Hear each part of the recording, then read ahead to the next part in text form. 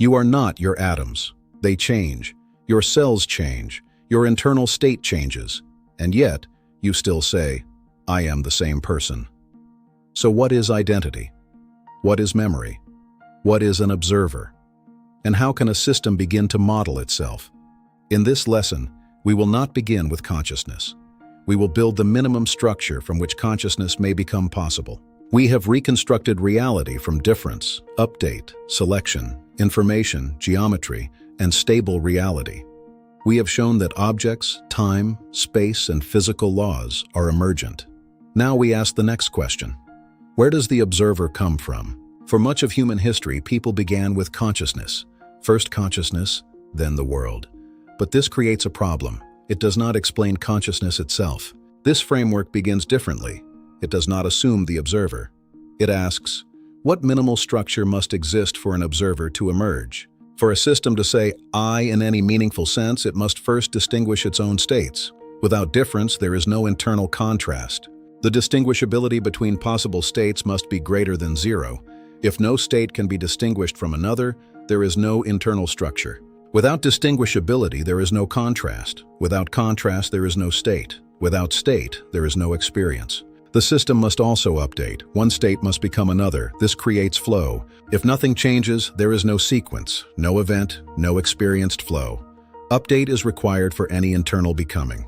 But update is not enough. Some structures must survive update. This is selection. If every update destroys all previous structure, nothing can be remembered. No continuity can form. The minimum structure required for observerhood is difference, update, and selection. A system must distinguish, change, and preserve. Standard thinking says memory is stored information. That is useful, but it is not deep enough. In this framework, memory is preserved difference. A past distinction remains active in a later state. If a relation remains between an earlier state and a later state, memory exists. The past has not disappeared completely. Its structure still participates in the present. Memory is not a separate object. Memory is what happens when selection preserves part of the past inside the future. Now the deeper question appears.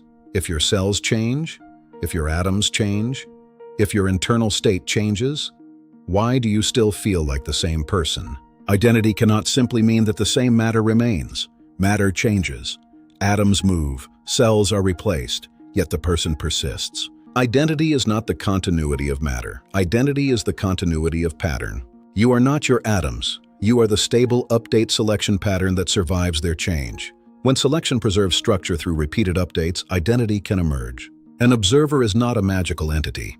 An observer is a system that can distinguish, update, select, and preserve internal structure. The observer does not stand outside physics. The observer is built inside physics. It is a stable informational process.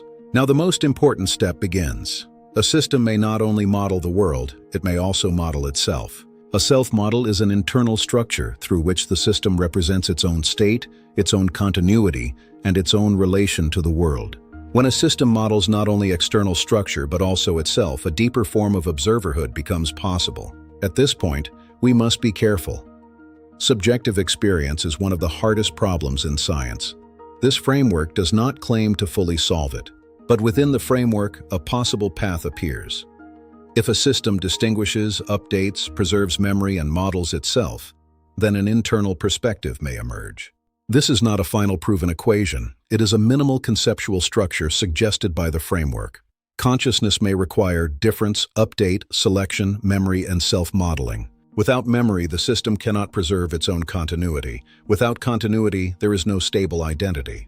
If selection can no longer preserve the pattern, identity begins to collapse. Death in this framework is not simply the disappearance of matter.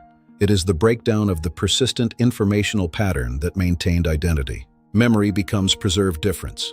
Identity becomes persistent pattern. The observer becomes a self-updating informational structure. And consciousness may emerge as a stable self-modeling process. A human being is not merely a pile of matter. A human being is a process, distinguishing, updating, selecting, remembering, and modeling itself through time. You are not a fixed object. You are a continuing informational pattern, one that preserves differences, updates through time, and carries a model of itself forward. In the next lesson, we will approach the deepest boundary of the entire theory. Why is there distinguishability at all?